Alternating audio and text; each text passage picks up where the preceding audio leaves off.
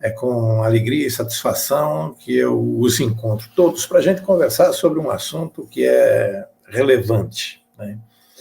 E ele é relevante do ponto de vista da eclesiologia, já me explico, porque, na verdade, ao pensar a liturgia, nós estamos pensando um pouco como é que se constitui a igreja, né? A relação entre liturgia e eclesiologia é uma relação direta, propriamente. Embora o primeiro elemento seja efetivamente de reflexão eclesiológica. Por quê? Porque, embora a gente ache, né, na linguagem corriqueira, a gente vai dizer que a liturgia é como que a vitrine da igreja, né, no sentido de ser aquilo que aparece, né, ao que mais todos se referem, porque é o que está na frente, né? Sim, existem outros elementos na igreja, existem outros elementos de eclesialidade, mas por diversas razões, a liturgia ocupa um lugar central na compreensão e na edificação do corpo eclesial, como dizia o professor Danilo ainda agora, né? A liturgia é fonte e ápice da vida cristã que a gente vive na igreja, né? Nesse sentido, a liturgia não é apenas feita pela igreja, mas ela também constitui e edifica a igreja. E, nesse sentido, a liturgia é um acontecimento de eclesiogênese, né?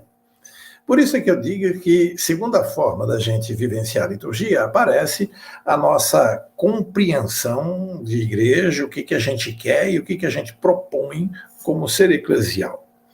Então, exatamente por isso, né, e não por acaso, que o Concílio Vaticano II começa os seus trabalhos de atualização da vida eclesial com um documento sobre a liturgia. O momento litúrgico, o padre Danilo falou, já tinha antecipado, inclusive, e clamava por essa reforma da liturgia, pedindo simplificação, atualização, significação, né?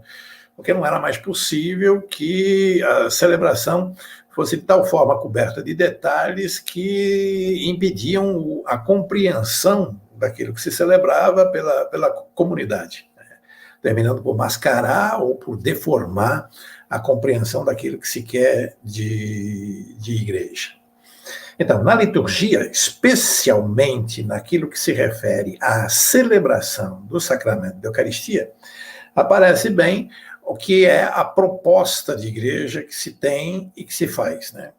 E por isso é que eu digo que a igreja é constituída pela celebração litúrgica, de certa forma.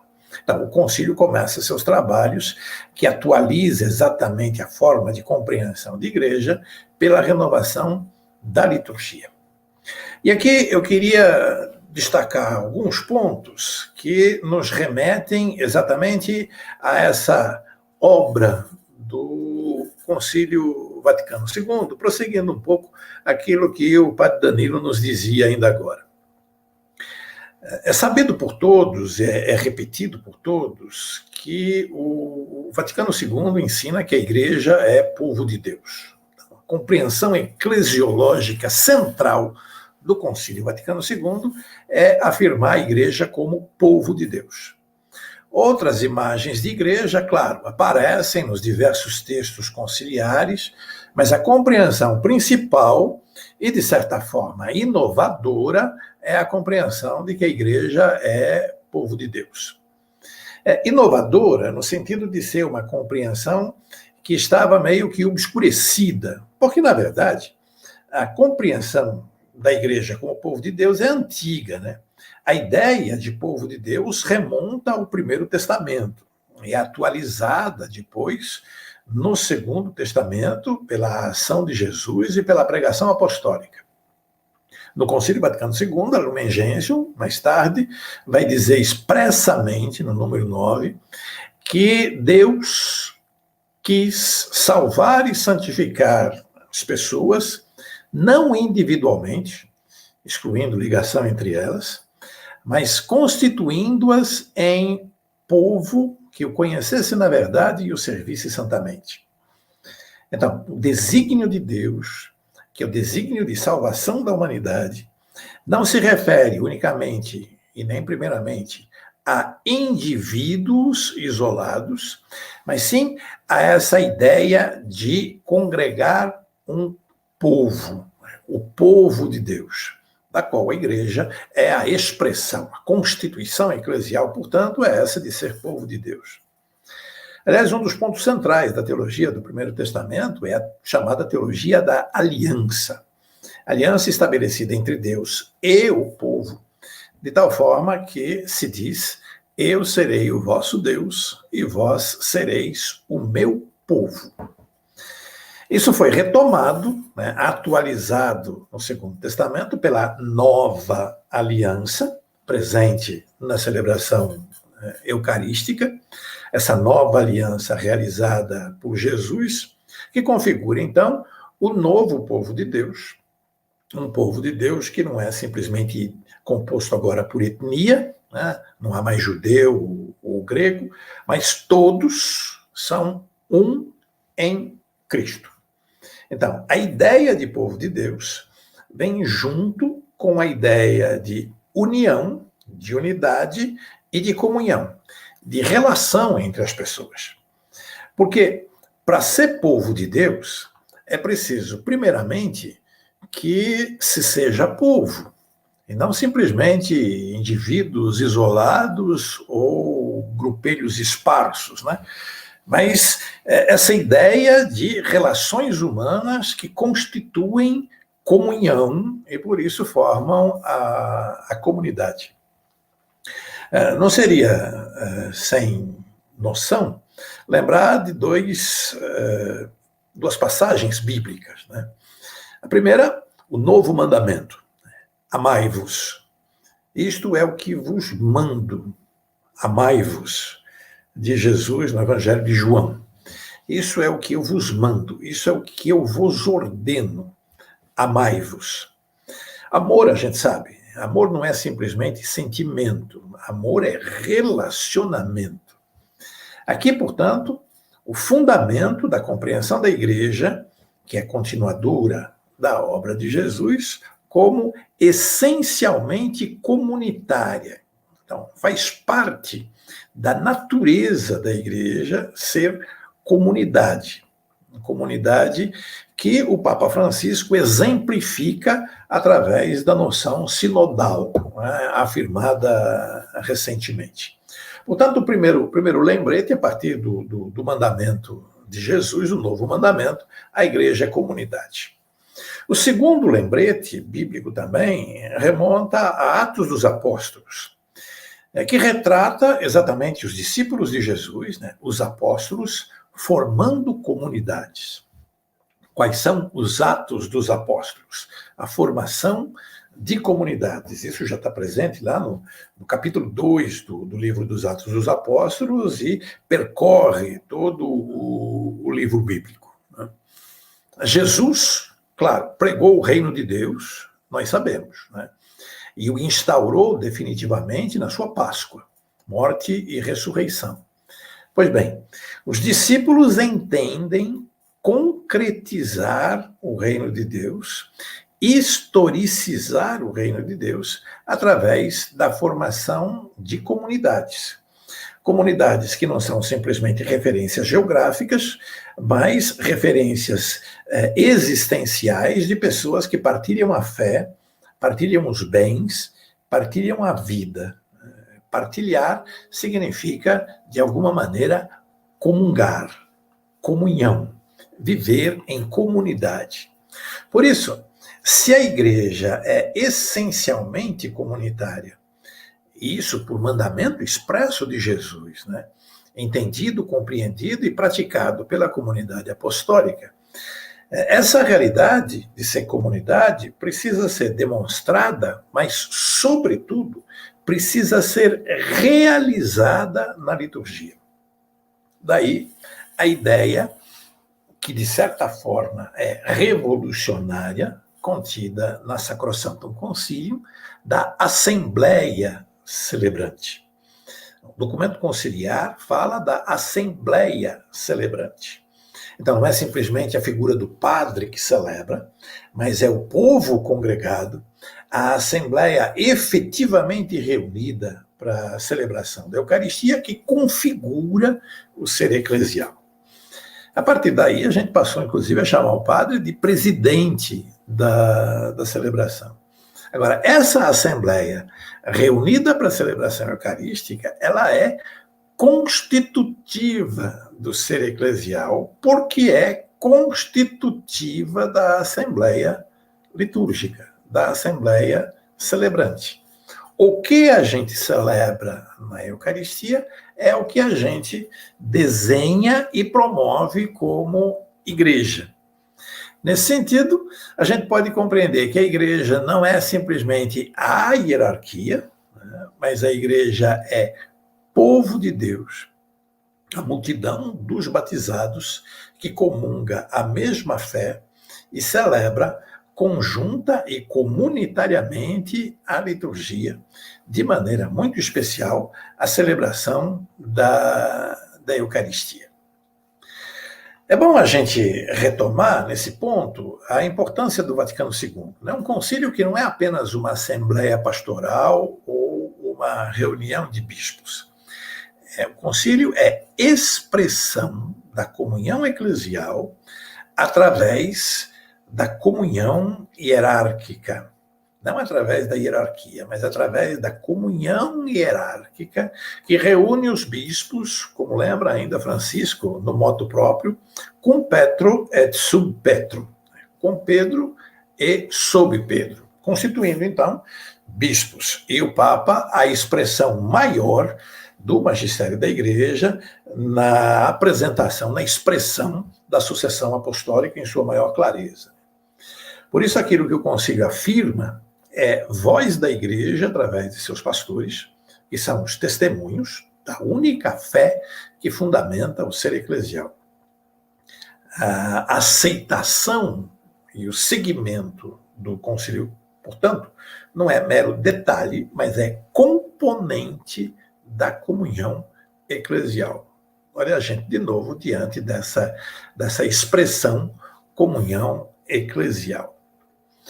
O Concílio Vaticano II aconteceu lá no início dos anos 1960, né, até 1965, e posteriormente a aceitação do concílio e a sua implementação em terras latino-americanas, depois de algum tempo, aconteceu sem muito estardalhaço. Alguns solavancos iniciais, mas depois a coisa como que se habituou, né? Habituamos-nos às reformas conciliares. Outros lugares conheceram uma recepção mais problemática. No entanto, com o passar do tempo, começou-se a criticar o concílio, ou, no impedimento de criticá-lo, porque se trata de evento magisterial, dizia-se então que ele deu margem para muitos abusos. E sobre essa ideia de abusos, né, que não se define exatamente o que seja, se provocou uma espécie de refluxo do Concílio Vaticano II. Sobretudo depois de 1985, né, do Sínodo de 1985, que leu a eclesiologia conciliar como eclesiologia de comunhão, guardando o espírito conciliar e em fidelidade ao espírito conciliar, mas mudando a expressão.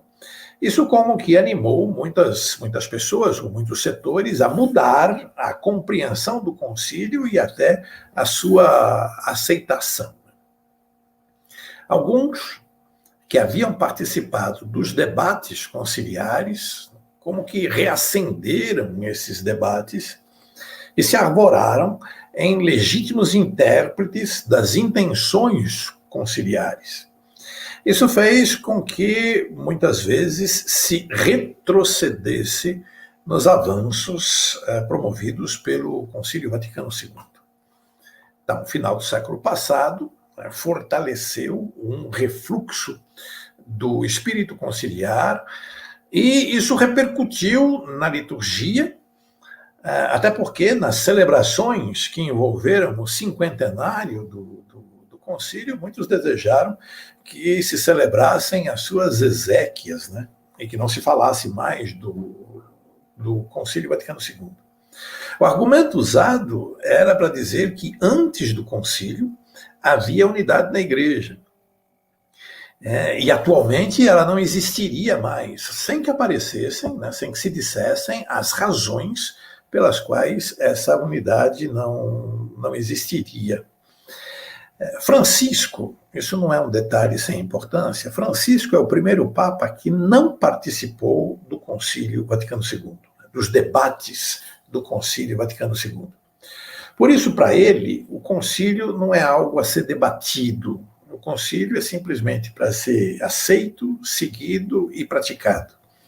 Os ensinamentos conciliares não estão nas posições que foram derrotadas pelos padres conciliares, mas sim nos textos do Vaticano II. Esses textos remetem a uma compreensão de igreja como povo de Deus e a prática de uma liturgia reformada, significativa e expressiva da comunhão eclesial, exatamente para poder ser a sua edificadura. O moto próprio em questão, né, Traditionis Custodes, é norma, né?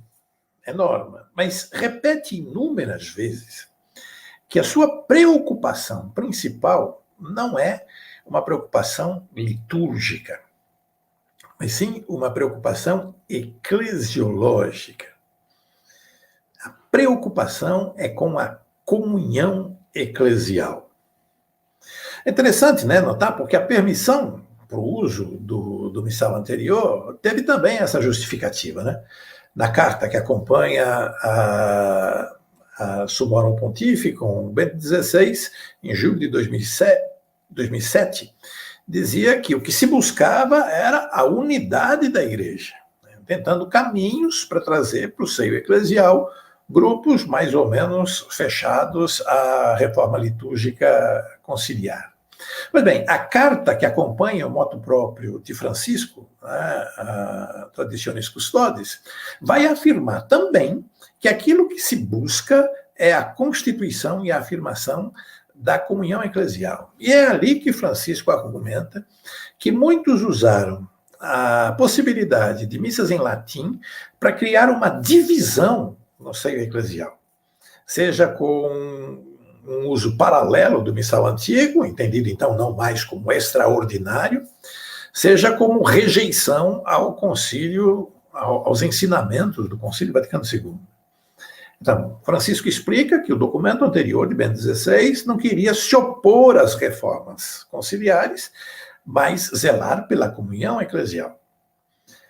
Contrariamente ao que acreditava Bento XVI quando escreveu aquele texto, essa faculdade de celebração do rito tridentino serviu para criar uma espécie de doble da vivência litúrgica, com muitos recuperando vestimentas antigas, gestos e costumes ultrapassados, e ainda negando com veemência as reformas conciliares. Então, Francisco agora toma o encargo de remediar a situação, estabelecendo o caminho pelo qual trilha o único povo de Deus, que é a comunidade eclesial. Quando a gente fala de unidade da igreja, a gente diz, inclusive, na profissão de fé, né, creio na igreja una. É bom lembrar que a unidade da igreja não é simplesmente um dado essencial, não é uma nota já definida ou algo que acontece por mágica. A unidade da igreja precisa ser levada a sério e é uma tarefa. Ela se expressa em termos de comunhão e aparece na celebração eucarística que constitui a igreja. Então, o jeito de celebrar a Eucaristia é o jeito de construir a igreja. Uma igreja mais antiga, hierarquizada, clericalizada, exalta o papel sacerdotal do padre que celebra a renovação do sacrifício de Cristo. Ali a Assembleia é ouvinte, assistente, que devotamente contempla o sacrifício oferecido a Deus. Em celebrações assim, o destaque é para o celebrante, hierarquização dos ministérios auxiliares, né, clericalização dos ministros, sem contar, como a gente conhece aqui no Brasil, que os espaços da Assembleia também são hierarquizados, né? Na frente as pessoas mais importantes, depois o povo comum, até que na porta da igreja fiquem aqueles que não têm muito valor, né? E o latim, a língua latina, dificulta a compreensão e participação do povo, deixando claro o clericalismo que se quer defender. O resultado é uma igreja hierarquizada, clerical, da qual o povo não é participante, é simples assistente. Uma igreja renovada, povo de Deus, entende a comunidade como participante ativa da celebração. Celebração que não perde, por isso, seu caráter de sacrifício de Cristo. Mas também não perde outras características da Eucaristia, né? A comunidade reunida, o Cristo que se faz pão, se oferece à humanidade, não apenas a Deus, mas à humanidade, a Assembleia reunida que faz sua oração comum, que partilha a ceia, enquanto anuncia a convivialidade do banquete escatológico. Em celebrações assim, onde a palavra de Deus também tem destaque, a referência é a comunidade orante, a diversidade dos ministérios, a assembleia de irmãos reunidos pela força do Espírito Santo. O presidente da celebração não celebra sozinho, nem comunga apenas consigo mesmo, mas zela pela participação ativa de todo o povo de Deus. E a língua em vernáculo facilita a compreensão e a participação do povo, deixando claro a igreja que se quer construir, né? Uma igreja comunhão constituída na e pela Eucaristia. O que se tem, portanto, grosso modo, são dois modelos eclesiológicos, né? Duas maneiras de se compreender e construir a igreja. Francisco ensina que rejeitar o Vaticano II é rejeitar o magistério eclesial, o que significa, ou o que equivale a rejeitar o próprio Espírito Santo, que ele é a força dinâmica da tradição. Não existe igreja do eu sozinho, nem discurso de salvar a verdadeira igreja. Isso não pode ser semente de divisão. O Espírito Santo une, nós sabemos disso. Quem divide é outro espírito. E a gente precisa ter cuidado para não errar de espírito, né? Ao falarmos de assembleia participante, né, assembleia celebrante, da participação ativa de toda a comunidade na celebração da Eucaristia, sim, de um lado a gente coloca em evidência a questão do sacerdócio comum, que tem a ver também com o sacramento do batismo, né? E talvez a catequese batismal precise ser melhor elaborada, né? Mas eu queria pensar uma outra realidade, é que quando a gente fala de assembleia celebrante, nós estamos falando de igreja. A assembleia reunida é a eclesia, né? É a igreja.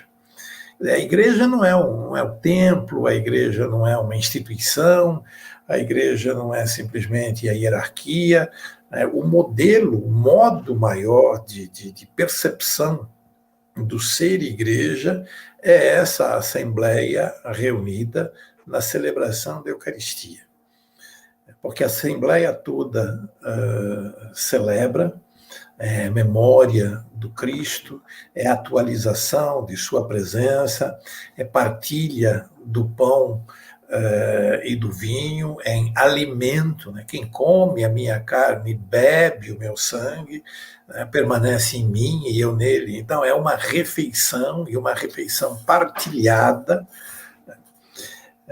Tem um autor que dizia que a gente usa as hóstias consagradas, né, o vinho, que são sinais de um alimento, quando, na verdade, o alimento deveria ser sinal da vida que se quer repartir, que se quer partilhar.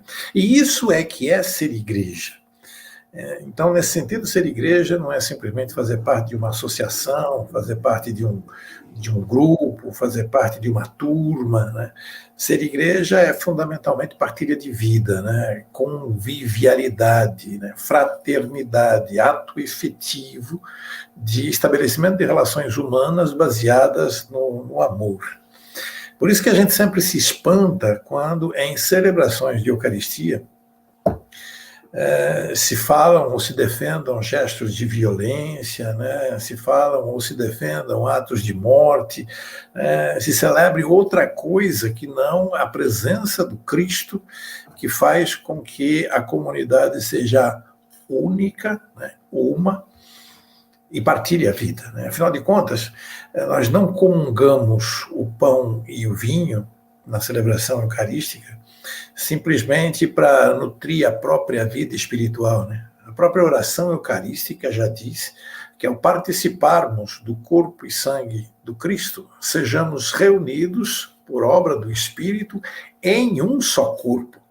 Então, a constituição do corpo eclesial acontece pela Eucaristia, acontece na Eucaristia, e não apenas como oração que a gente endereça a Deus para que estejamos unidos, mas como realidade efetiva do ser igreja.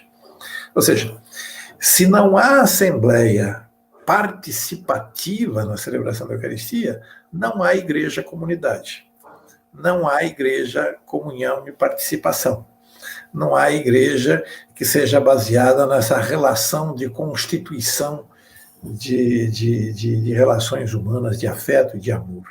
Teremos simplesmente indivíduos reunidos, né? Como se estarem todos colocados no mesmo lugar já fosse suficiente para a formação eclesial.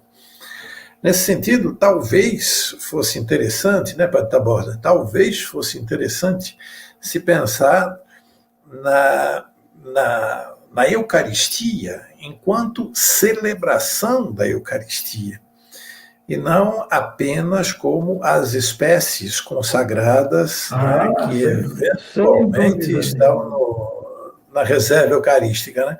Porque quando a gente fala de Eucaristia, as pessoas pensam logo no sacrário. E o sacrário, como ensina o documento pontifício, deve remeter à celebração. Deve remeter à celebração comunitária da Eucaristia. Esse é o sacramento da Eucaristia. Acho interessante essa ideia de que o rito de Paulo VI, né, chamado rito de Paulo VI, não é negação do rito de São Pio V, né?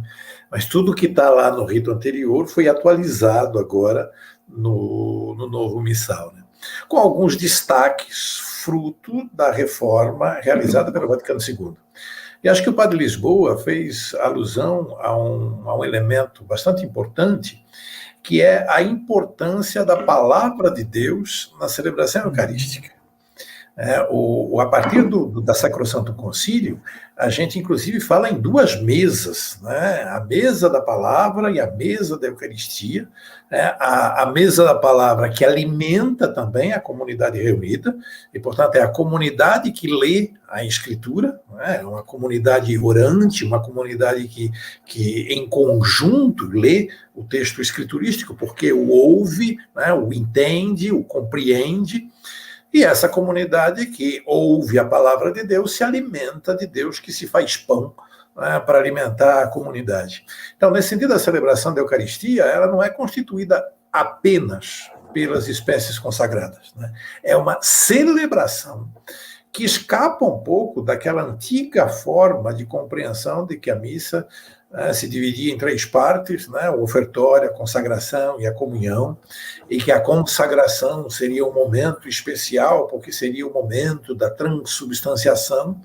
Agora a gente fala da celebração da Eucaristia com dois grandes momentos, que é o momento da liturgia da palavra, constitutivo da celebração eucarística, e o momento da celebração da Eucaristia propriamente dita, né? Que vai até a comunhão, né? Ou seja, até o alimentar-se do corpo e sangue do Senhor. Então, acho que essa ideia de retomar a centralidade e a importância da palavra de Deus na vida da igreja e na celebração da Eucaristia, né? Ou na celebração da Eucaristia e, por isso, na vida da igreja, eu acho que é uma aquisição extremamente importante do Concílio Vaticano II, e que, ao celebrar em vernáculo, o missal de Paulo VI deixa de maneira mais plausível ser percebida e ser vista pela comunidade celebrante. Eu queria simplesmente acrescentar que nessa relação catequese e liturgia é importante a gente entender que não basta explicar os ritos litúrgicos, né?